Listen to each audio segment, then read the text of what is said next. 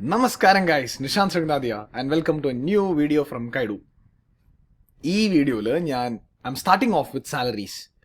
And ഇത് ഏറ്റവും കൂടുതൽ ഹെൽപ്ഫുൾ ആവാൻ പോകുന്നത് അല്ലെങ്കിൽ ഏറ്റവും കൂടുതൽ യൂസ്ഫുൾ ഇൻ ദ സെൻസ് എല്ലാവർക്കും ഒരേപോലെ ആയിരിക്കും യൂസ്ഫുൾ ആവുന്നത്. ബട്ട് കഴിഞ്ഞ എക്സാം ഡിസംബർ 2023 വരെ എഴുതിയ കുട്ടികൾക്കായിരിക്കും ഇതിൻ്റെ ഒരു മേജർ ബെനിഫിറ്റ് വരാൻ പോകുന്നത്. കാരണം കണ്ടമാനം ചേഞ്ചസാണ് 2024 May June and hence fourth എല്ലാ എക്സാംസിലേക്കും സാലറിയുടെയും ഇൻകം ടാക്സിൻ്റെ പല ചാപ്റ്റേഴ്സിലും വന്നിരിക്കുന്നത്. അതിലൊരു one set of major changes വന്നിരിക്കുന്നത് the ചാപ്റ്ററിലാണ്, സാലറീസിലാണ്. But for students who have already written the 23 examinations, this video is going to help you out a lot. കാരണം നിങ്ങൾക്ക് എല്ലാവർക്കും doubt ഉണ്ടാവും എവിടേക്കാണ് ചേഞ്ചസ് വന്നത്, എന്തൊക്കെയാണ് അമെൻമെൻറ്റ്സ് വന്നത്, 24 എക്സാമിന് വന്നത് എന്തൊക്കെയാണ് കാര്യങ്ങൾ നമ്മൾ മാറ്റി പഠിക്കേണ്ടത്, നമ്മുടെ പഴയ നോട്ട്സിൽ എന്തൊക്കെ ചേഞ്ച് വരുന്നത് അല്ലേ, അതെല്ലാം പറയുന്ന ഒരു സീരീസാണ് ഞാൻ ഈ വീഡിയോ കൊണ്ട് തുടങ്ങുന്നത്. ഓക്കെ, അതുമാത്രമല്ല ഞാൻ സാലറീസ് ഫുൾ ഇൻഡെപ്റ്റ് ആയിട്ട് പറഞ്ഞിടുകയും ചെയ്യും. അപ്പോൾ students are writing for the first time also will have same value more or less. പക്ഷേ ബാക്കിയുള്ളവർക്ക് ഞാൻ കൂടുതൽ വാല്യൂ അവർക്ക് ഉണ്ടാകുന്നതിൻ്റെ കാരണം പറയുന്നത് വെച്ച് കഴിഞ്ഞാൽ, അതായത് പഴയ സ്റ്റുഡൻസിന് അവർക്ക് ആകെ ടെൻഷൻ ആയിരിക്കും. ഇപ്പോൾ എന്തൊക്കെയാണ് ചേഞ്ചസ് വന്നേക്കണം, എവിടെയൊക്കെയാണ് മാറ്റി പഠിക്കുന്നത്, എന്തൊക്കെ നോട്ട്സ് മാറി, കുറേ അമെൻമെൻറ്റ്സ് വന്നൊക്കെ കേട്ടു, അതിൻ്റെ വലിയ ടെൻഷനിൽ അവരിക്കണേ. പക്ഷേ ആദ്യമായിട്ട് എക്സാം എഴുതാൻ പോകുന്നവർക്കില്ല അല്ലേ പറയുക. അതുകൊണ്ടാണ് ഞാൻ പറഞ്ഞത് ഓൾഡ് സ്റ്റുഡൻസിന് കുറച്ചും കൂടെ ഹെൽപ്ഫുൾ ആവുന്ന ഈ വീഡിയോ. റൈറ്റ്, അപ്പോൾ I'll be starting off with salaries with this video, and ഈ വീഡിയോയിൽ maximum two maximum I'll explain section 15 ചാർജബിലിറ്റിയുടെ പറയാം, and computation of income format നമുക്ക് കുറച്ച് കാണാം. ഓക്കെ, ജസ്റ്റ് ബേസിക് സ്റ്റഫ് മാത്രമേ ഞാൻ പറഞ്ഞു തരുന്നുള്ളൂ, ഒരുപാട് ഇൻഡെപ്റ്റ് പോകുന്നില്ല. എനിക്ക് തോന്നുന്നു സാലറി മൊത്തം ഒരു 4 വീഡിയോ മാക്സിമം ഉണ്ടാവും. ഇത് ഈ ഒരു വീഡിയോ, അത് കഴിഞ്ഞാൽ റിട്ടയർമെൻറ്റ് ബെനിഫിറ്റ്സ് ഇതിനൊരു വീഡിയോ, അലവൻസിനൊരു വീഡിയോ, പെർക്വിസിറ്റ്സിനൊരു വീഡിയോ. അപ്പോൾ റിട്ടയർമെൻറ്റ് ബെനിഫിറ്റ്സിൻ്റെ വീഡിയോയോടെ തന്നെ ഞാൻ PF പറഞ്ഞുതരാം. ഓക്കെ, ഈ സെക്ഷൻ 16 ഡിഡക്ഷൻസ് ഞാൻ ഈ ഫോർമാറ്റിനോട് തന്നെ ഈ വീഡിയോ തന്നെ പറഞ്ഞുതരാം. അപ്പോൾ സെക്ഷൻ 15 ചാർജബിലിറ്റി, കമ്പ്യൂട്ടേഷൻ ഓഫ് ഇൻകമിൽ വരുന്ന format section 16, and I think ഈ ഡെഫിനിഷൻസും കൂടെ കയറി വരുന്നുള്ളത്. റൈറ്റ്, അപ്പോൾ ഇത്തരം കാര്യങ്ങളാണ് നമ്മൾ ഈ ഫസ്റ്റ് വീഡിയോയിൽ കാണാൻ പോകുന്നത്. So please do keep in mind, already exam എഴുതിയേക്കണവർ കുറേ കാര്യങ്ങൾ സെയിം ആണ്, ബട്ട് അവിടെ ഇവിടെ കുറച്ച് കാര്യങ്ങൾ മാറിയിട്ടുണ്ട്. അതൊരു മേജർ ചേഞ്ച് നിങ്ങൾക്ക് വരുന്നത് ഈ ഫോർമാറ്റിലാണ്. ഫോർമാറ്റിൻ്റെ ഏരിയയിൽ ഒരു മേജർ ചേഞ്ച് വന്നിട്ടുണ്ട്. അതായത് നമുക്കറിയാം കഴിഞ്ഞ കൊല്ലം വരെ, കഴിഞ്ഞ എക്സാം വരെ നമ്മൾ പഠിച്ചത് 115 BAC ആയിരുന്നു ഓപ്ഷണൽ റെജീം. നമ്മുടെ ഓൾഡ് റെജീം അത് 2.5 ലക്ഷം വരെ 2 തൊട്ട് 5, 5 തൊട്ട് 10, 10 മുകളിലേക്ക്, അല്ലെങ്കിൽ 3 വരെ 3 തൊട്ട് 5, 5 തൊട്ട് 10, 10 മുകളിലേക്ക്, അല്ലെങ്കിൽ 5 വരെ 5 തൊട്ട് 10, 10 മുകളിലേക്ക്. ആ ഓൾഡ് റെജീം ആയിരുന്നു നമ്മുടെ default regime. 115 BAC was an optional regime. ഇപ്പോൾ സീൻ മാറി. 115 BAC is the default regime and old regime is the optional regime. Okay, അപ്പോൾ ഞാൻ ഈ ഓൾഡ് റെജീമിനെ നോർമൽ പ്രൊവിഷൻസ് എന്ന് വിളിക്കും, അല്ലെങ്കിൽ ഓൾഡ് റെജീം എന്ന് വിളിക്കും. ഓക്കെ, അല്ലെങ്കിൽ ഓപ്ഷണൽ റെജീം എന്ന് വിളിക്കും. 115 BAC is the default regime. New regime അല്ലെങ്കിൽ ഡീഫോൾട്ട് റെജീം അല്ലെങ്കിൽ 115 BAC റെജീം. യെസ്, അപ്പോൾ ഈ 115 BACനെ നമ്മൾ ഡീഫോൾട്ട് ആക്കിയപ്പോൾ സാലറിയുടെ കമ്പ്യൂട്ടേഷനിൽ കണ്ടമാനം ചേഞ്ചസ് വന്നു. ഗവൺമെൻറ്റിൻ്റെ ഏറ്റവും വലിയ ടാർഗറ്റ് എന്താ വെച്ച് കഴിഞ്ഞാൽ മാക്സിമം ആൾക്കാരെ 115 BACയിലേക്ക് വരുത്താനായിട്ടാണ്. അപ്പോൾ അതിലേക്ക് വരുത്താനായിട്ട് ഗവൺമെൻറ് ഓരോ കൊല്ലം കഴിയുന്നതോറും 115 BACയിൽ ബെനിഫിറ്റ്സ് കൂട്ടി കൊണ്ടുവന്നുകൊണ്ടിരിക്കുക. ഇപ്പോൾ ഇപ്രാവശ്യം 115 BACയിൽ ഫോർ എ സാലറീഡ് എംപ്ലോയി കുറച്ചധികം ബെനിഫിറ്റ്സ് കൂടുതൽ കൊണ്ടുവന്നു. ഉള്ള എല്ലാ ബെനിഫിറ്റ്സും ഞാൻ ഈ വീഡിയോയിൽ ഈ സീരീസിൽ കൊണ്ടുവരുന്നുണ്ട്. So you can in case ഞാൻ വല്ല ബെനിഫിറ്റ് വിട്ടുപോവുകയാണ്, എന്തെങ്കിലും അമെൻമെൻറ്റുകൾ വിട്ടുപോവുകയാണെങ്കിൽ ഇപ്പോഴേ ഒരു ആൻറ്റിസിപ്പേറ്ററി ബെയിൽ എടുക്കുകയാണ്. കാരണം മനുഷ്യനാണ്, മിസ്റ്റേക്ക് വന്നേക്കാൻ, ചിലപ്പോൾ വിട്ടുപോയേക്കാം, there might be errors of omission. അങ്ങനെ എന്തെങ്കിലും നിങ്ങൾ കാണുകയാണെങ്കിൽ ജസ്റ്റ് ലെറ്റ് മീ നോ, ഞാൻ അതിനൊരു ക്ലാരിഫിക്കേഷൻ വീഡിയോ അല്ലെങ്കിൽ ക്ലാരിഫിക്കേഷൻ ലെസനോ ആയിട്ട് ഒരു ലെക്ചർ പോസ്റ്റ് ചെയ്തേക്കാം. ഓക്കെ, സോ തുടങ്ങിയാലോ? യെസ്, അപ്പോൾ we are starting with chapter 5 salaries, and this is the blueprint. ഇത്രയും കാര്യങ്ങൾ നമ്മൾ ഈ സാലറീസ് എന്നുള്ള ചാപ്റ്റർ പഠിക്കാൻ പോകുന്നത്. ആൻഡ് നമുക്ക് ആപ്ലിക്കബിൾ ആയിട്ടുള്ള ഈ ചാപ്റ്ററിന് വേണ്ടി ആപ്ലിക്കബിൾ ആയിട്ട് വരുന്ന ജനറൽ സെക്ഷൻസ്, എൻ്റെ പേന എടുത്തോട്ടെ. ജനറൽ സെക്ഷൻസ് എന്ന് പറയുന്നത് 15 തൊട്ട് 17 വരെയാണ്. കൂടാതെ സെക്ഷൻ 10 ഒന്ന് കയറി വരുന്നുണ്ട്. സെക്ഷൻ 10 എന്താണെന്ന് അറിയാലോ? എക്സംപ്റ്റഡ് ഇൻകത്തിൻ്റെ സെക്ഷൻ, അതും കൂടി ഇവിടെ കയറി വരുന്നുണ്ട്. നമുക്ക് ഫസ്റ്റ് സെക്ഷൻ 15 ചാർജബിലിറ്റിയും സെക്ഷൻ 16 ഡിഡക്ഷൻസും പഠിക്കാം. ഓക്കെ, ഇത് നമ്മൾ ആദ്യം പഠിക്കാൻ പോകുന്നു. സെക്ഷൻ 15 ചാർജബിലിറ്റിയിൽ പറയുന്നു, ഈ സാലറിയുടെ മാത്രമല്ല ഏതൊരു ഹെഡ് എടുത്താലും ആ ഹെഡിൻ്റെ ഫസ്റ്റ് സെക്ഷൻ ചാർജബിലിറ്റി ആയിരിക്കും. ചാർജബിലിറ്റി എന്താ പറഞ്ഞതെന്ന് വെച്ച് കഴിഞ്ഞാൽ എപ്പോഴാണോ ഒരു ഇൻകം ഈ ഹെഡിൽ വരുന്നത്, അപ്പോൾ നമ്മുടെ ഹെഡ് ഓഫ് ഇൻകം സാലറീസ് ആണ് ഇവിടെ. അപ്പോൾ എപ്പോഴാണ് ഒരു ഇൻകം സാലറീസായി വരുന്നത് അതാണ് ഇവിടെ പറഞ്ഞു തരുന്നത്. ഓക്കെ, അപ്പോൾ എന്തൊക്കെ കണ്ടീഷൻസ് സാറ്റിസ്ഫൈ ചെയ്യുമ്പോഴാണ് ഒരു ഇൻകത്തിനെ സാലറി ആയിട്ട് കണക്കാക്കേണ്ടത്. യെസ്, അപ്പോൾ നമുക്ക് നോക്കാം എന്തൊക്കെയാണുള്ളത്. ഇതിന് നമ്പർ 1 പോയിന്റ് എന്താ വെച്ച് കഴിഞ്ഞാൽ ഒരു എംപ്ലോയർ റിലേഷൻഷിപ്പ് വേണം. എംപ്ലോയർ റിലേഷൻഷിപ്പ് എന്ന് പറയുന്നത് എന്താ? ഒരു വ്യക്തി വേറൊരു വ്യക്തിയും തമ്മിൽ ഒരു കോൺട്രാക്ട് എഴുതി ഒപ്പിടുന്നു. ആ കോൺട്രാക്ട് എന്ത് കോൺട്രാക്ട് ആയിരിക്കണം? Employment contract. ജോലി നൽകുന്ന ആൾ എംപ്ലോയറും ജോലി കിട്ടുന്ന ആൾ എംപ്ലോയി ആവുന്നു. അപ്പം any payment that goes from an employer to employee on the basis of a valid employment contract is salary. Okay, അതാണ് നിയമം പറയുന്നത്. യെസ്. പിന്നെ നിങ്ങൾ മനസ്സിലാക്കേണ്ട കാര്യം എന്താ പറയുക, ഞാനൊരു കോസ്റ്റ് അക്കൗണ്ടൻ്റാണ്. ഞാൻ എൻ്റെ ഫേം നടത്തുന്നുണ്ട്, എനിക്ക് എൻ്റെതായ ക്ലയൻസ് ഉണ്ട്, കൂടാതെ മാത്രമേ ഞാൻ പലയിടത്തും പഠിപ്പിക്കുന്നുണ്ട്. ഇപ്പോൾ say I am teaching multiple institute. Say ഒരു ഇൻസ്റ്റിറ്റ്യൂട്ടിൽ ഞാൻ പോയി പഠിപ്പിക്കുന്നു, അവിടെ ഞാൻ പഠിപ്പിച്ചൊരു ബാച്ച് കഴിഞ്ഞപ്പോൾ അവർ എനിക്കൊരു 50,000 rupees തന്നു. അവരുടെ അക്കൗണ്ട്സിൽ സാലറി പെയ്ഡ് ടു നിഷാന്ത് എന്ന് റെക്കോർഡ് ചെയ്തു, CMA നിഷാന്ത് എന്ന് റെക്കോർഡ് ചെയ്തു. യെസ്. പക്ഷേ അത് സത്യം പറഞ്ഞാൽ ഇൻകം ടാക്സിൻ്റെ പോയിന്റ് ഓഫ് വ്യൂ നോക്കിയാൽ സാലറി ആണോ? ഇൻകം ടാക്സിൻ്റെ പോയിന്റ് ഓഫ് വ്യൂ സാലറി ആണെങ്കിൽ എന്ത് വേണം? ഞാൻ അവരുടെ തൊഴിലാളിയായിരിക്കണം, ഞാൻ അവരുടെ എംപ്ലോയിയും അവരെൻ്റെ എംപ്ലോയറും ആയിരിക്കണം. അതെങ്ങനെയാവുന്നത്? വെറുതെ ഒരു പേരിൽ എവിടെയെങ്കിലും സാലറി എഴുതിയൊന്നും ആവില്ല, വെറുതെ എംപ്ലോയി എന്ന് പറഞ്ഞാൽ എഴുതി ആവില്ല. ഒരു എംപ്ലോയ്മെൻറ്റ് കോൺട്രാക്ട് ഞാനും ആ പാർട്ടിയും തമ്മിൽ എഴുതി ഒപ്പിടണം, അല്ലേ? അപ്പം ഞാൻ പഠിപ്പിക്കുന്ന ഒരു ഇൻസ്റ്റിറ്റ്യൂട്ടായിട്ടും ഞാൻ ഒരു എംപ്ലോയ്മെൻറ്റ് കോൺട്രാക്ട് എഴുതി ഒപ്പിട്ടിട്ടില്ല. അപ്പം അത് കാരണം തന്നെ എനിക്ക് കിട്ടുന്ന ഒരു പേയ്മെൻറ്റും സാലറി ആവില്ല, മറിച്ച് അതെല്ലാം ഫീസ് ഫോർ പ്രൊഫഷണൽ സർവീസ് ആവും. അതെനിക്ക് മൂന്നാമത്തെ ഹെഡായ ബിസിനസ് ഇൻകത്തിലാവുക. നമ്മൾ പഠിക്കുകയാണ്. അപ്പോൾ ഞാൻ ജസ്റ്റ് പറഞ്ഞു തന്നുള്ളൂ എന്താണ് ഈ എംപ്ലോയർ റിലേഷൻഷിപ്പിൻ്റെ വാല്യൂ എന്നുള്ളത്, അല്ലെങ്കിൽ അറിഞ്ഞിരിക്കേണ്ട കാര്യം എന്നുള്ളത്. അത് നമ്മൾ ഈ പോയിന്റ്സ് I and J ഒന്നും കൂടെ കാണും ഞാൻ ഈ പറഞ്ഞ കാര്യം. ഓക്കെ, ഇതിൻ്റെ sub point number 1 can be past, present or future. Past എന്ന് പറയുന്നത് ഞാൻ പണ്ടൊരു എംപ്ലോയറോട് ജോലി ചെയ്തിരുന്നു, ഞാൻ അതിൽ നിന്ന് റിട്ടയർ ചെയ്തു, എനിക്കിപ്പോൾ പെൻഷൻ കിട്ടുന്നുണ്ട്. ഇപ്പം ഇന്ന് എനിക്ക് പെൻഷൻ കിട്ടുമ്പോൾ ഞാനും ആ വ്യക്തി തമ്മിൽ ഒരു എംപ്ലോയ്മെൻറ്റ് കോൺട്രാക്റ്റ് ഇല്ല.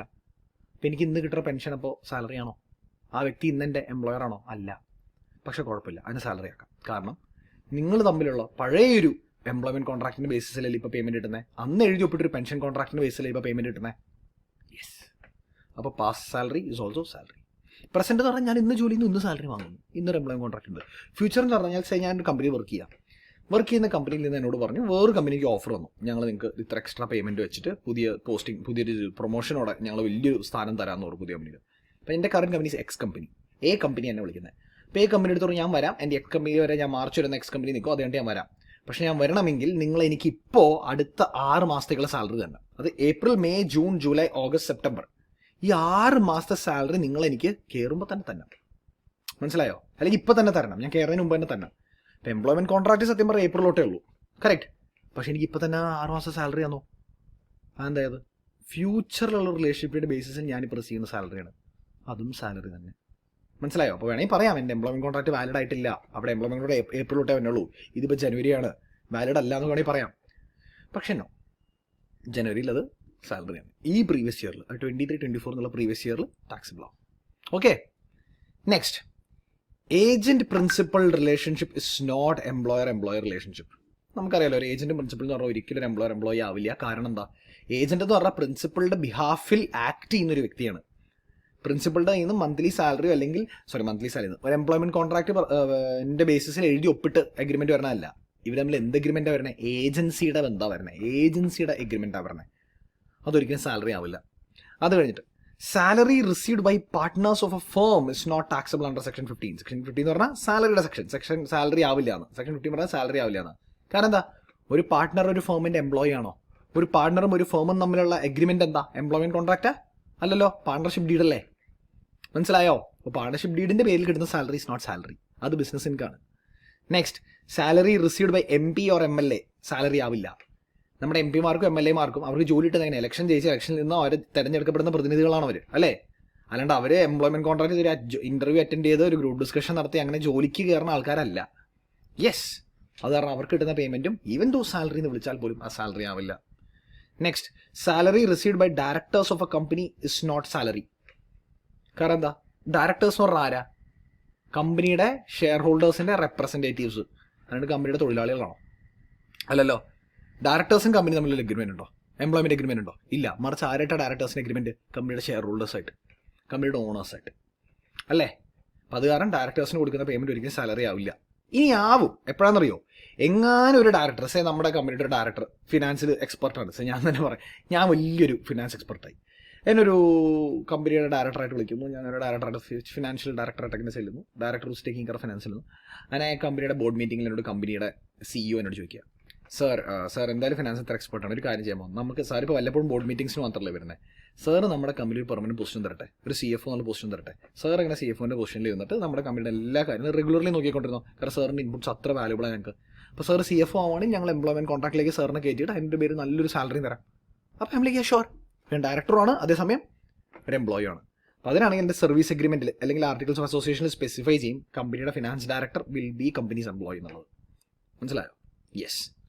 Next, income earned by a professional is not taxable under section 15 as it is generally treated as professional fees. ഞാൻ നേരത്തെ പറഞ്ഞത്, ഞാനൊരു ഇൻസ്റ്റിറ്റ്യൂട്ടിൽ പോയി പഠിപ്പിച്ചു കഴിഞ്ഞാൽ ആ പ്രൊഫഷണൽ ഫീസാണ്, എൻ്റെ സാലറി ആവില്ല. പക്ഷേ ചിലപ്പോൾ ചില ഇൻസ്റ്റിറ്റ്യൂട്ടിൻ്റെ തുടങ്ങി നിങ്ങൾ ഞങ്ങളുടെ മെയിൻ ആളായിട്ട് വാ, ഞങ്ങളുടെ കൂടെ നിന്ന് ഞങ്ങളുടെ HOD ആയിട്ട് ഞങ്ങളുടെ CA CMA ഒക്കെ പഠിപ്പിക്കാൻ എൻ്റെ മെയിൻ ആളായിട്ട് കൂടുന്നു. അപ്പോൾ നിങ്ങൾ എംപ്ലോയി ആയിട്ട് തന്നെ കൺസിഡർ ചെയ്യും, കുറേ PF മറ്റേത് മറച്ചൊക്കെ തരാം. അപ്പോൾ ഞങ്ങൾ എന്നാൽ ശരി ഞാൻ വരാം. അപ്പോൾ സാലറി, കാരണം എന്താ, ഞാൻ എംപ്ലോയ്മെൻറ്റ് അഗ്രിമെൻറ്റ് എഴുതി ഒപ്പിടും. Clear? Next, income earned by advocate general is not salary. ഒരിക്കലും സെക്ഷൻ 15 ടാക്സബിൾ ആവില്ല. കാരണം എന്താ, ഒരാൾ ഒരു വക്കീൽ അഡ്വക്കേറ്റ് ജനറൽ ആവുന്നത് എംപ്ലോയ്മെൻറ്റ് കോൺട്രാക്ട് സൈൻ ചെയ്തിട്ടല്ല, ഗവൺമെൻറ്റായിട്ട് വേറൊരു കോൺട്രാക്ട് സൈൻ ചെയ്തിട്ടാണ്. ആ ഗവൺമെൻറ്റിൻ്റെ എംപ്ലോയ്മെൻറ്റ് അഡ്വക്കേറ്റ് ജനറൽ ആയിട്ട് സ്ഥാനത്തിൽ കയറാമെന്ന് പറഞ്ഞൊരു പ്രൊഫഷണൽ കോൺട്രാക്ട് സൈൻ ചെയ്തിട്ടാണ്, അല്ലേ? യെസ്. നെക്സ്റ്റ് വൺ, അതേസമയം this is a very highlight point, remuneration received by judges. ജഡ്ജിമാർക്ക് കിട്ടുന്ന ശമ്പളം അത് ടാക്സബിൾ അണ്ടർ സെക്ഷൻ 15 ആണ്. ബിക്കോസ് ജഡ്ജിമാരെ കൺസിഡർ ചെയ്യുന്നത് കോൺസ്റ്റിറ്റ്യൂഷൻ്റെ ഫങ്ഷണറീസ് ആയിട്ടാണ്. കോൺസ്റ്റിറ്റ്യൂഷൻ, ഇന്ത്യൻ ഭരണഘടനയുടെ എംപ്ലോയീസ് ആയിട്ടാണ്, തൊഴിലാളികളായിട്ടാണ് ജഡ്ജസിനെ കൺസിഡർ ചെയ്യുന്നത്. അത് കാരണം അവർക്ക് കൊടുക്കുന്ന പേയ്മെൻറ്റ് ഇസ് സാലറീസ്. ഇനി നേരത്തെ ഞാൻ പറഞ്ഞൊരു കാര്യം, ഞാൻ ആസ് എ പ്രൊഫഷണൽ ഇൻസ്റ്റിറ്റ്യൂട്ടിൽ പഠിപ്പിച്ചു, അല്ലെങ്കിൽ ആസ് എൻ എംപ്ലോയി പോയി പഠിപ്പിച്ചു. അതിൻ്റെ വ്യത്യാസം എന്താണത്? ഈ രണ്ട് തരം കോൺട്രാക്റ്റാണ് വരുന്നത്. ഞാനിപ്പോൾ ഏർപ്പെട്ടിരിക്കുന്ന എല്ലാ കോൺട്രാക്റ്റും കോൺട്രാക്ട് ഫോർ സർവീസാണ്. കോൺട്രാക്ട് ഫോർ സർവീസ്, അവിടെ ഞാനും ആ ഇൻസ്റ്റിറ്റ്യൂട്ട് നമ്മൾ സംസാരിക്കുന്നു, എനിക്ക് എത്ര മണിക്കൂർ പഠിപ്പിക്കാൻ വേണമെന്ന് പറയുന്നു, എനിക്ക് ഒരു മണിക്കൂറിന് എത്ര പേ വേണമെന്ന് പറയുന്നു, എൻ്റെ ബാക്കിയുള്ള കണ്ടീഷൻസ് എങ്ങനെയാണെന്ന് പറയുന്നു. അതിനനുസരിച്ച് ആ ഇൻസ്റ്റിറ്റ്യൂട്ടിൻ്റെ അടുത്ത് ഓക്കെ സാർ ഞങ്ങൾ ഇങ്ങനെ പ്രൊവൈഡ് ചെയ്യാമെന്ന് പറയുന്നു. ഞങ്ങളുടെ അങ്ങോട്ടും ഇങ്ങോട്ടും സംസാരിച്ച് എനിക്ക് എന്ത് പേയ്മെൻറ്റ് കിട്ടണം, എനിക്ക് എന്ത് സമയം വേണം, ഈ കംപ്ലീറ്റ് സർവീസ് ചെയ്യാൻ എനിക്ക് വേണ്ട ഹെൽപ്പ് നിങ്ങളുടെ കയ്യിൽ നിന്ന് എന്തൊക്കെയാണ്. ഇനി അവരെന്നോട് പറയുന്നു ഈ കംപ്ലീറ്റ് സർവീസിൽ ഞങ്ങൾക്ക് നിങ്ങളുടെ കയ്യിൽ നിന്ന് എന്താ വേണ്ടത്, നിങ്ങൾ എന്താ ഞങ്ങൾക്ക് ചെയ്തു തരേണ്ടത്, അതെല്ലാം പറയുന്നു. അതായത് the contractee can decide and quote the object target to be achieved. Achiever alla, this to be achieved. And cannot decide the manner of performance. അതായത് ഒന്നുകൂടെ ഞാൻ പറഞ്ഞത് സിമ്പിളായിട്ട് പറഞ്ഞാൽ, അവർക്ക് എന്താ വേണ്ടതെന്നുള്ളത് എന്നോട് പറയാം, പക്ഷെ അത് ഞാൻ എങ്ങനെ ചെയ്യണമെന്നത് പറഞ്ഞു തരാൻ പറ്റില്ല. അത് ചെയ്യേണ്ട രീതി എൻ്റെ ഇഷ്ടമാണ്. ഇപ്പോൾ ഒരു CA-കാരനോ CMA-കാരനോ ഇന്റേണൽ ഓഡിറ്റിനോ ഇതിൽ ഓഡിറ്റിന് വിളിച്ചു കഴിഞ്ഞാൽ സ്റ്റാറ്റ്യൂട്ടറി ഓഡിറ്റിന് കയറിച്ചില്ല, അവിടെ കോൺട്രാക്ട് ഫോർ സർവീസാണ്. ആ CA-കാരൻ അല്ലെങ്കിൽ CMA-കാരൻ ഒപ്പിട്ട് കൊടുക്കുന്നത് ഞങ്ങൾ ഓഡിറ്റ് ചെയ്ത് തരാം, ടാക്സ് ഓഡിറ്റിലേക്ക് കോസ്റ്റ് ഓഡിറ്റ് ചെയ്ത് തരാം എന്നുള്ളതാണ്. അതെങ്ങനെ ചെയ്തു തരണമെന്ന് ഞങ്ങളുടെ അടുത്ത് പറയണ്ട, അത് ഞങ്ങൾ ചെയ്തു തരും. യെസ്, മനസ്സിലായോ? ഇങ്ങനത്തെ കോൺട്രാക്റ്റുകളിൽ നിന്ന് വരുന്ന പേയ്മെൻറ്റ് എപ്പോഴും നമ്മുടെ മൂന്നാമത്തെ ഹെഡായ PGBPയിൽ പോകും, സെക്ഷൻ 28 ടാക്സബിൾ ആകും. പക്ഷെ അല്ല, കോൺട്രാക്ട് ഓഫ് സർവീസ് ആണെങ്കിൽ ഇവിടെ employer can direct control the duties and manner of performance of the employee. എംപ്ലോയറിന് സകല പവറും ഉണ്ട് എംപ്ലോയിനെ കൺട്രോൾ ചെയ്യാൻ, ഡയറക്റ്റ്ലി അവരുടെ ഡ്യൂട്ടീസ് എന്താണെന്ന് പറഞ്ഞു കൊടുക്കാൻ, അതെങ്ങനെ ചെയ്യണം എന്ന് പറഞ്ഞു കൊടുക്കാനും. അപ്പോൾ അത് കോൺട്രാക്ട് ഓഫ് സർവീസായി. അപ്പോൾ നമ്മൾ എന്തായി, ഒരു എംപ്ലോയി ആയി. അതെന്തുകൊണ്ടാണ് ആ സർവീസ് എഗ്രിമെൻറ്റിൽ എംപ്ലോയ്മെൻറ്റ് കോൺട്രാക്റ്റ് ആയിട്ടായിരിക്കും നമ്മൾ ഒപ്പിടുന്നത്. യെസ്. ഇനി ഇത് കഴിഞ്ഞൊരു സ്പെഷ്യൽ പോയിന്റ് ഉണ്ട്, ശ്രദ്ധിച്ച് കേൾക്കുക. If an employee forgoes salary or requests the employer to contribute salary to a charitable cause or any other purpose. അതായത് ഞാൻ എൻ്റെ എംപ്ലോയറുടെ അടുത്ത് പറയാം, സാറേ എനിക്ക് സാലറി തരണ്ട, എൻ്റെ സാലറിയിൽ ഒരു നല്ലൊരു എമൗണ്ട് വല്ല ചാരിറ്റബിൾ പർപ്പസിനോ അല്ലെങ്കിൽ വേറെ ഏതെങ്കിലും പർപ്പസിനോ സാറ് കൊടുത്തു. സാറ് വേണമെങ്കിൽ എനിക്ക് 1 ലക്ഷം രൂപ സാലറി എന്ന് പറഞ്ഞു, അല്ലെങ്കിൽ 20,000 രൂപ സാർ എല്ലാ മാസവും കൊടുത്തു എന്താ വല്ല ചാരിറ്റബിൾ പർപ്പസിന്, എനിക്ക് 80,000 രൂപ തന്നാൽ മതി. ആ 20,000 രൂപ കൊടുത്തത് ഉൾപ്പെടെ 1 ലക്ഷം രൂപ എൻ്റെ സാലറി ആയിട്ട് തന്നെ കാണിക്കേണ്ടി വരും. എനിക്ക് പറയാൻ പറ്റില്ല, 20,000 ഞാൻ കോൺട്രിബ്യൂട്ട് ചെയ്തു, പറയാൻ പറ്റില്ല. മനസ്സിലായോ? It will be treated as salary forgone and is taxable under section 15. പക്ഷേ if salary is forgone or surrender to the central government under section 2 of voluntary surrender of salaries exemption from taxation act 1961, then it is exempt. അതായത് ഞാൻ salary വേണ്ട എന്ന് പറഞ്ഞു കൊടുക്കുന്നത്, surrender ചെയ്യുന്നത് central ഗവൺമെന്റിന്റെ voluntary surrender of salaries exemption from taxation act 1961 പ്രകാരമാണെങ്കിൽ, ആ ഒരു പ്രത്യേകതരം സറണ്ടർ ആണെങ്കിൽ 20,000 സാലറി കാണിക്കണം, 80,000 കാണിച്ചാൽ മതി. മനസ്സിലായോ? സിമ്പിൾ അല്ലേ? അപ്പം ഇതാണ് സാലറി എന്ന് പറയുന്നത്. ഓക്കെ, സാലറിയുടെ ഡെഫിനിഷനും ബാക്കിയുള്ള എല്ലാ കാര്യങ്ങളും ക്ലിയർ ആയിട്ട് മനസ്സിലായില്ലേ? യെസ്. ഇനി നമ്മൾ കാണാൻ പോകുന്നത് what is the basis of charge, എപ്പോഴാണ് സാലറി ആയിട്ട് ചാർജ് ചെയ്യേണ്ടത്, ടാക്സിലേക്ക് കൊണ്ടുവരേണ്ടത്. Okay, so base of charge, salary is chargeable either on due or receipt basis, which ever is earlier. either on due or received basis whichever is earlier. അതായത് എനിക്ക് എൻ്റെ salary എല്ലാ മാസവും work കഴിയുമ്പോൾ അടുത്ത 10ാം തീയതി തരും. അപ്പം ഞാൻ ഏപ്രിൽ ജോലി ചെയ്താൽ മെയ് 10ാം തീയതി എനിക്ക് എൻ്റെ സാലറി കിട്ടും. അപ്പം മെയ് 10ാം തീയതിയാണ് എൻ്റെ സാലറി ഡ്യൂ ആവുന്നത്. പക്ഷേ ഏതോ ഒരു സ്പെഷ്യൽ കേസ് കാരണം ഏപ്രിലെ സാലറി മെയ് 10ാം തീയതി വരെ വെയിറ്റ് ചെയ്തില്ല, എനിക്ക് ഏപ്രിൽ 30ാം തീയതി തന്നെ തന്നു. ഓക്കെ, അല്ലെങ്കിൽ ഏപ്രിൽ 28ാം തീയതി ആയപ്പോൾ തന്നു. മനസ്സിലായോ? അപ്പോൾ വിച്ച് ഹാപ്പൻസ് ഏർലിയർ, ഡ്യൂ ആണോ റെസിപ്റ്റ് ആണോ, വിച്ച് എവർ ഹാപ്പൻസ് ഏർലിയർ അതിനനുസരിച്ച് ടാക്സബിൾ ആവും. ക്ലിയർ? മനസ്സിലായോ? Hence salary includes advance salary. Advance salary കിട്ടുന്ന ടൈമിൻ്റെ ബേസിസിൽ ടാക്സബിൾ ആകും. ഔട്ട്സ്റ്റാൻഡിങ് സാലറി, കിട്ടാത്ത സാലറി എപ്പോൾ ഡ്യൂ ആവും എന്നുള്ളതിൻ്റെ ബേസിൽ സാലറി ആവും. അതെനിക്ക് ജനുവരി ഫെബ്രുവരി മാർച്ച് ഞാൻ ജോലി ചെയ്തു, സാലറി കിട്ടിയില്ല, പക്ഷേ ഡ്യൂ ആയ ടാക്സബിൾ ആയി. മനസ്സിലായോ? പിന്നെ അരിയർ സാലറി, എനിക്ക് ജനുവരി ഫെബ്രുവരി മാർച്ചിലെ സാലറി തന്നില്ല, അതല്ലേ ഈ പറഞ്ഞ അരിയർ സാലറി കിട്ടിയില്ല. ഔട്ട്സ്റ്റാൻഡിങ് സാലറി പോലെ തന്നെ അല്ലേ, പക്ഷേ അതിൻ്റെ സെപ്പറേറ്റ് ലൈൻ പറഞ്ഞേ. ലൈൻ നോക്കൂ. Any increment in salary with retrospective effect on receipt basis. Confusion ആയല്ലേ? കാണിച്ചുതരാം എന്താ ഉദ്ദേശിച്ചത്, ഞാൻ പറഞ്ഞുതരാം. സോറി, ഞാൻ കഴിഞ്ഞ ഡിസംബർ ജനുവരി ഫെബ്രുവരി മാർച്ച് ഈ 4 മാസം വർക്ക് ചെയ്തപ്പോൾ സാലറി എനിക്ക് 60,000 രൂപ വെച്ച് കിട്ടി. ഡ്യൂ ആയി ടാക്സബിളായി, കിട്ടുകയും ചെയ്തു. ഏപ്രിൽ ആയപ്പോൾ തീരുമാനം വന്നു, കഴിഞ്ഞ ഡിസംബർ തൊട്ട് എല്ലാവർക്കും ഒരു 10% വർധനവ് സാലറിയിൽ നടത്തിയേക്കാൻ. കഴിഞ്ഞ ഡിസംബർ തൊട്ട്. അതിനെ റെട്രോസ്പെക്റ്റീവ് എഫക്റ്റ് എന്ന് പറയുന്നത് ഇവിടെ പറയുന്നുണ്ടോ, റെട്രോസ്പെക്റ്റീവ് എഫക്റ്റ് എന്ന് അതിനെ പറയണേ. പണ്ട് തൊട്ടുള്ള എഫക്റ്റിനൂടെ ഇൻസേർട്ട് ചെയ്തോളാൻ അതിനെ. ഓക്കെ, പിന്നെ ഏപ്രിലാണ്. അപ്പോൾ ഏപ്രിലായപ്പോൾ എനിക്ക് ഏപ്രിൽ മാസത്തെ 60,000 പ്ലസ് ഒരു 10% 66,000 കിട്ടുന്നു. കൂടാതെ ഡിസംബർ ജനുവരി ഫെബ്രുവരി മാർച്ച് ആ 4 മാസം കൂടെ 6,000 വെച്ച് എക്സ്ട്രാ കിട്ടണ്ടേ. ആ 4 മാസത്തിൻ്റെ 6,000 എക്സ്ട്രാ 24,000 കൂടെ എനിക്ക് ഏപ്രിലിൽ തന്നു. ഇപ്പോൾ ഈ ഏപ്രിൽ എനിക്ക് പറയാൻ പറ്റില്ല ഇത് ഡ്യൂ ആയത് ഡിസംബർ ജനുവരി ഫെബ്രുവരി മാർച്ചിലെ, അപ്പോഴാണ് എനിക്ക് ടാക്സബിൾ ആവണ്ടേ, കാരണം ഡ്യൂ ഹാപ്പൻ ബിഫോർ. ശരിയല്ലേ? ഇല്ല. അരിയർ സാലറി ആണെങ്കിൽ കിട്ടുമ്പോൾ മാത്രം. Only on receipt basis arrear salary is taxable just like advance salary. Outstanding salary is on due basis. പൊതുവെ എല്ലാ സാലറിയും due or receipt basis which ever is earlier. Clear? ഇനി എല്ലാവർക്കും ഉള്ള ഭയങ്കര ഒരു സംശയമുണ്ട്, ഈ സാലറി ഡ്യൂവും സാലറി അക്രൂഡും ഒന്നാണോ എന്നുള്ളത്. സാലറി ഡ്യൂ എന്ന് പറഞ്ഞാൽ എന്താ, ഞാനൊരു മാസത്തേക്കുള്ള ജോലി ചെയ്യുന്നു, അടുത്ത മാസം 10ാം തീയതി എനിക്ക് സാലറി തരും. അത് എഗ്രിമെൻറ്റിൽ പറഞ്ഞിട്ടുണ്ടാവും, അടുത്ത മാസം 10ാം തീയതി, അടുത്ത മാസം 5ാം തീയതിയോ, ചിലപ്പോൾ അതേ മാസം 30ാം തീയതിയോ, അല്ലെങ്കിൽ അതേ മാസത്തെ അവസാനത്തെ വെള്ളിയാഴ്ചയോ, അതൊക്കെ സാലറി എഗ്രിമെൻറ്റിൽ പറഞ്ഞിട്ടുണ്ടാവും. അക്രൂഡ് എന്ന് പറഞ്ഞാൽ എന്താ, ഇതിപ്പോൾ മാസം ജനുവരിയാണ്, ജനുവരി 1 തൊട്ട് 31 വരെ ഞാൻ ജോലി ചെയ്ത് കഴിഞ്ഞാൽ ജനുവരിയിൽ സാലറി കിട്ടാൻ ഞാൻ അർഹനായല്ലോ അല്ലേ, അതാണ് അക്രൂഡ്. അപ്പോൾ ജനുവരി 31ാം തീയതി ഞാൻ അർഹനായി, അക്രൂവ് ആയി കഴിഞ്ഞു. മനസ്സിലായോ? എനിക്ക് അർഹത കിട്ടുന്നതാണ് അക്രൂവൽ. അതെപ്പോൾ കിട്ടുന്നുള്ളത് ഡ്യൂ. എപ്പോൾ തരണം എന്ന എഗ്രിമെന്റ് പറയുന്നതാണ് ഡ്യൂ. ഇനി അത് എപ്പോഴാണ് ആക്ച്വലി ഞാൻ റിസീവ് ചെയ്യുന്നത്, അത് റെസിപ്റ്റ്. അപ്പോൾ അർഹത ഇസ് അക്രൂവൽ, എന്നതെനിക്ക് തരണം എന്ന എഗ്രിമെന്റ് പറയുന്നുവോ ദാറ്റ് ഇസ് ഡ്യൂ, ആൻഡ് എന്നതെനിക്ക് ആക്ച്വലി കിട്ടുമോ that is receipt. Accrual date സാലറിയുടെ ടാക്സിബിലിറ്റിയിൽ റോൾ ഇല്ല, only due date and receipt date. Clear? Yes, simple right? അപ്പോൾ അതാണ് സാലറിയുടെ ബേസിസ് ഓഫ് ചാർജ്. ഇനി ഒരു സ്പെഷ്യൽ പോയിന്റ് ആണ് place of accrual of salary. അതായത് salary received in India or earned in India is taxable under section 15 for every assessee. കാരണം എന്താ, അത് ഇന്ത്യൻ ഇൻകമാണ്, നമ്മൾ residential status and scope of income ചാപ്റ്ററിൽ കണ്ടതാ. ഓക്കെ, അപ്പോൾ എപ്പോഴാണ് സാലറി റിസീവ്ഡ് ഇൻ ഇന്ത്യ ആവുന്നത്, ആദ്യമായിട്ട് ആളുടെ കയ്യിലേക്ക് പേയ്മെന്റ് സാലറിയിൽ വെച്ചാൽ കിട്ടുന്നതെങ്കിൽ, ഇന്ത്യയിൽ വെച്ചാൽ കിട്ടുന്നതെങ്കിൽ. എഡ്രിയൻ ലൂണ കേരള ബ്ലാസ്റ്റേഴ്സിന് വേണ്ടി കേരള ബ്ലാസ്റ്റേഴ്സിൻ്റെ എംപ്ലോയി ആയിട്ട് കോൺട്രാക്ട് എഴുതി ഒപ്പിട്ട് എംപ്ലോയി ആയിട്ട് വന്ന് കേരള ബ്ലാസ്റ്റേഴ്സിന് വേണ്ടി കളിച്ചു. സാലറി എഡ്രിയൻ ലൂണയുടെ കയ്യിൽ അല്ലെങ്കിൽ ഇന്ത്യയിലുള്ള ബാങ്ക് അക്കൗണ്ടിലാണ് എഡ്രിയൻ ലൂണയ്ക്ക് സാലറി വീഴുന്നത്, കൊച്ചിയിലുള്ള HDFC ബാങ്ക് അക്കൗണ്ടിലാണ് വീഴുന്നത്. That means salary is received in India. മനസ്സിലായോ? ഇനി എഡ്രിയൻ ലൂണ കേരള ബ്ലാസ്റ്റേഴ്സിന് വേണ്ടി വന്ന് ഇവിടെ കളിച്ചു, സാലറി കിട്ടിയത് എഡ്രിയൻ ലൂണയുടെ സ്പെയിനിലെ അക്കൗണ്ടിൽ. സാലറീസ് അക്രൂവിംഗ് ഇൻ ഇന്ത്യ, അക്രൂവിംഗ് അല്ല, ഏൺഡ് ഇൻ ഇന്ത്യ. അതെ, അർഹത നേടുന്നു, അക്രൂവൽ ഓൾസോ ഇൻ ഇന്ത്യ. കാരണം എന്താ, കേരള ബ്ലാസ്റ്റേഴ്സിന് വേണ്ടി ഇന്ത്യയിൽ വന്ന് കളിച്ചു അല്ലേ. ഇപ്പൊ when is salary set to be earned in India?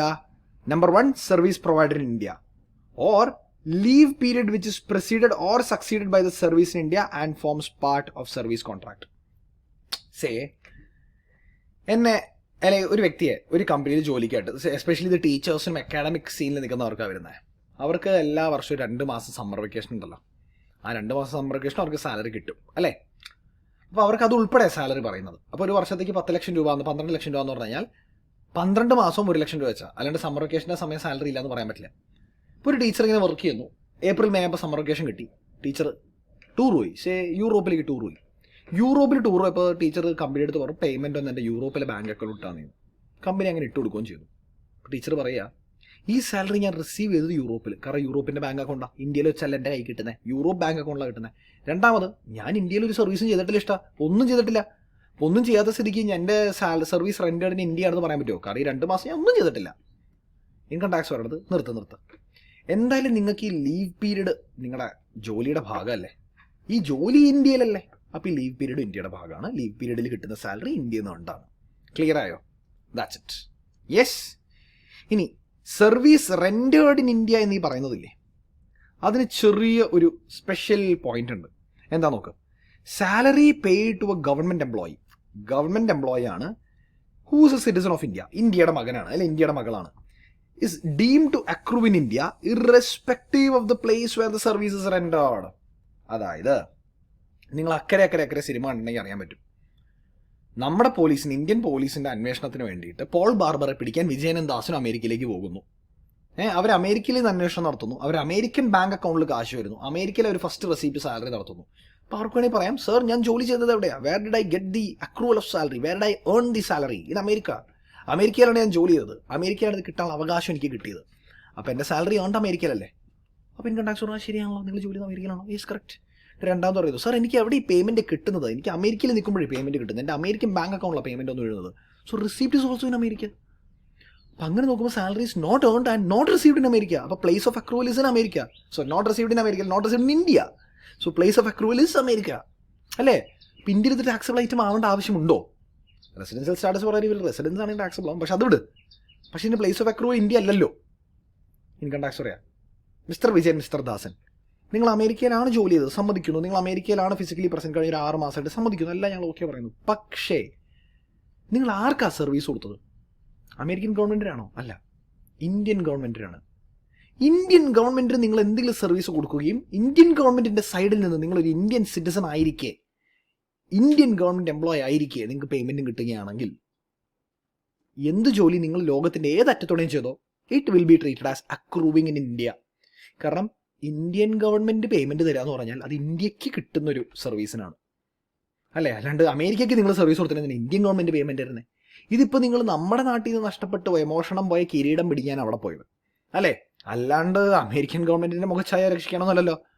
നമ്മുടെ പോലീസ് ഡിപ്പാർട്ട്മെൻറ്റ്, നമ്മുടെ ഹോം മിനിസ്റ്ററിൻ്റെ അവരുടെ മുഖ രക്ഷിക്കാനായിട്ടാണ് നിങ്ങൾ പോയത്, നമ്മുടെ നാടിന് വേണ്ടിയാണ് പോയത്, നമ്മുടെ നാട്ടിലാണ്. അപ്പോൾ നിങ്ങളുടെ സാലറിയുടെ അക്രൂവൽ മനസ്സിലായോ?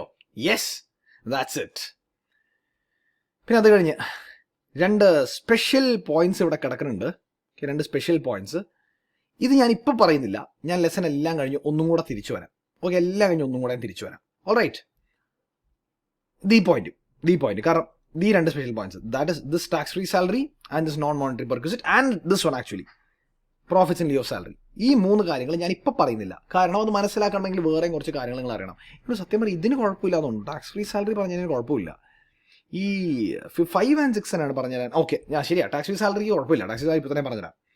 അതായത് where an employee receives tax free salary from the employer, it is to be treated as the employer pays tax on such salary, and such tax paid along with the salary paid by the employer shall be treated as the income of the employee and shall be taxable as salary. പറഞ്ഞുതരാം, കുറച്ച് confusing ആയല്ലേ, പറയാം, സിമ്പിളായിട്ട് എഴുതി കാണിച്ചു തരാം. Okay, just open book. Income tax,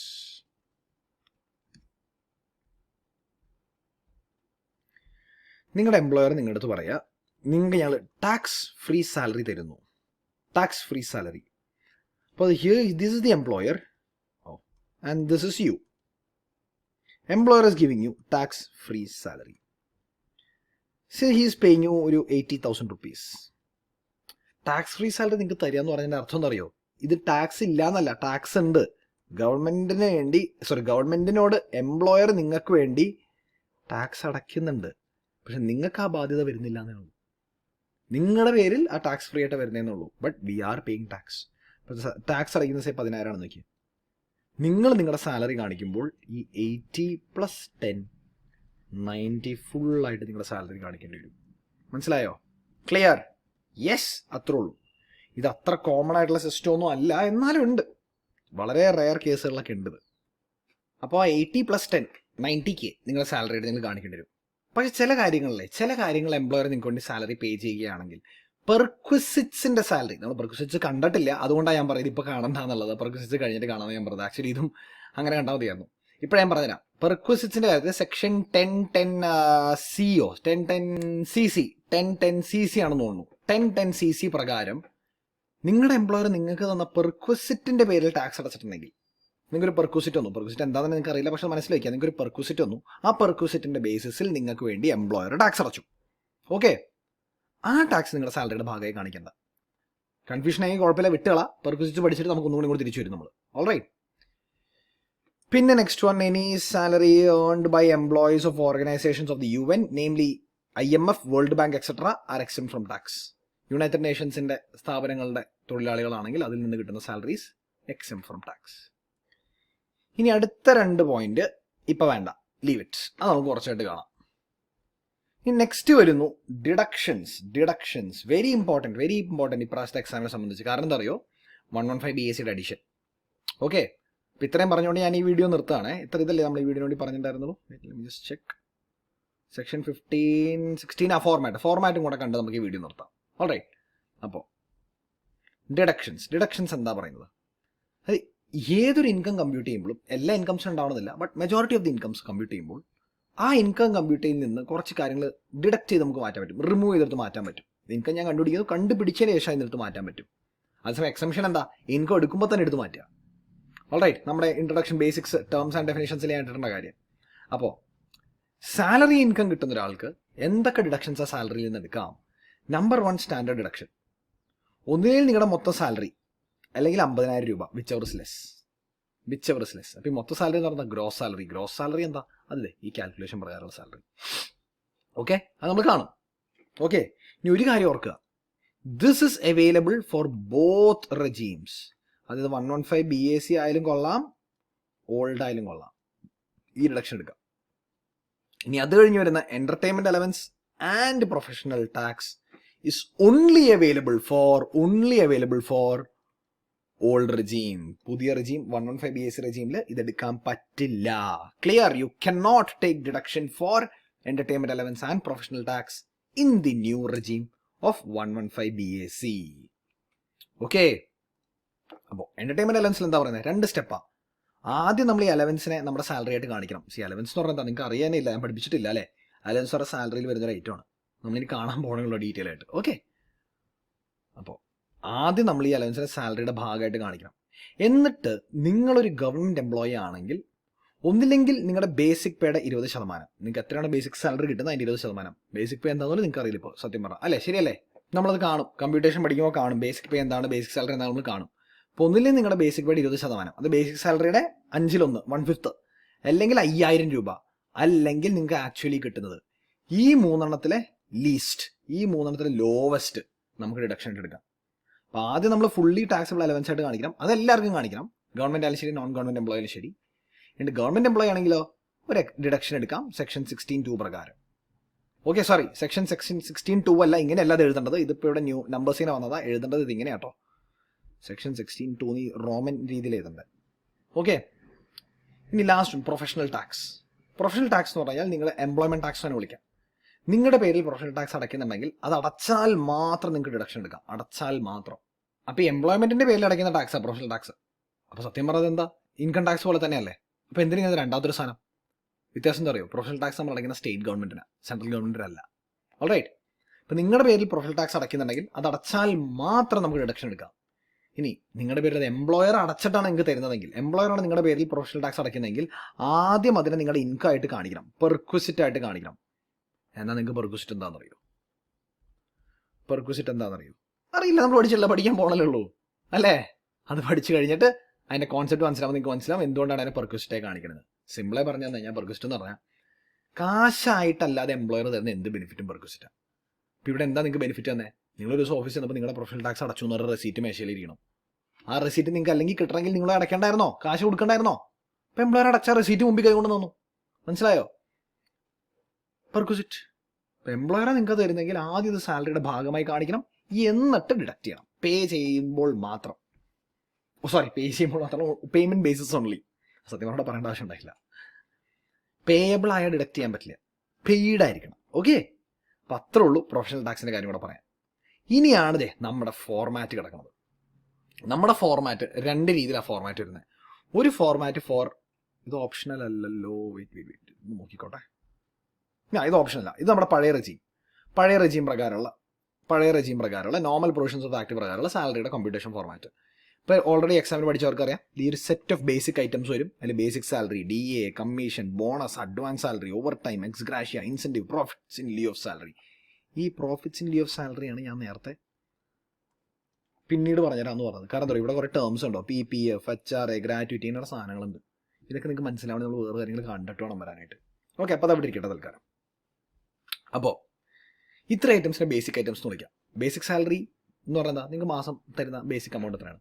DA is dearness allowance. അപ്പോൾ നിങ്ങൾ ചോദിക്കും, സാറ് എന്തുകൊണ്ട് ഈ അലവൻസിനെ ബേസിക് ഐറ്റത്തിൽ കൊണ്ടിട്ടേന്ന്. ശരിക്കും പറഞ്ഞാൽ അലവൻസിന് വേറൊരു സെക്ഷൻ തന്നെയുണ്ട്, പറഞ്ഞുതരാം എന്താ പറഞ്ഞല്ലോ. DA എന്ന് പറയുന്ന ഒട്ടുമിക്ക ആൾക്കാർക്കും കിട്ടുന്ന ഒരു ജനറിക് ഐറ്റമാണ് ഡിയർനെസ് അലവൻസ്. ഈ അലവൻസ് എന്ന് പറഞ്ഞു കഴിഞ്ഞാൽ എംപ്ലോയുടെ പല പല ചെലവുകൾക്കും വേണ്ടി, പല പല എക്സ്പെൻസസിന് വേണ്ടി എംപ്ലോയർ കൊടുക്കുന്നൊരു പേയ്മെൻറ്റാണ്.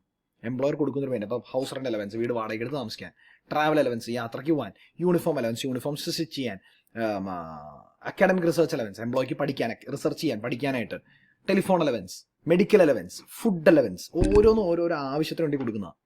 അപ്പം അതേപോലെ കൊടുക്കുന്ന ഒരു ആവശ്യത്തിനാണ് ഡിയർനെസ് അലവൻസ്. എന്നാൽ ഞാൻ ഒരു ഹൈലൈറ്റ് കാര്യം ഇപ്പോൾ പറയാൻ പോവാം. ഡിയർനെസ് അലവൻസ് അപ്പോൾ എന്തിനു കൊടുക്കണതാ? ഫുഡ് അലവൻസ് ഫുഡ് കഴിക്കാൻ, telephone allowance telephone bill pay ചെയ്യാൻ, അല്ലേ? ഇപ്പം ഡിയർനെസ് അലവൻസ് എന്താ? എംപ്ലോയറുടെ സ്നേഹം തോന്നിയോ, ഡിയറായി തോന്നിയോ, അതുകൊണ്ട് കൊടുക്കണമാണോ? അല്ല. The fun part here is, നിങ്ങളിപ്പോൾ നിങ്ങളുടെ ഫ്രണ്ട്സ് ഉണ്ടാവും എക്സാം എഴുതിയത്, അവർക്ക് പോലും അറിയണ്ടാവില്ല ഡിയർനെസ് അലവൻസ് എന്തിനാണ് കൊടുക്കണമെന്നുള്ളത്. ഡിയർനെസ് അലവൻസ് എന്തിനാണ് കൊടുക്കണമെന്ന് വെച്ച് കഴിഞ്ഞാൽ അത് മനസ്സിലാക്കണമെങ്കിൽ നമുക്ക് ഇംഗ്ലീഷിൽ 2 വാക്കുകളുടെ അർത്ഥം മനസ്സിലാക്കണം.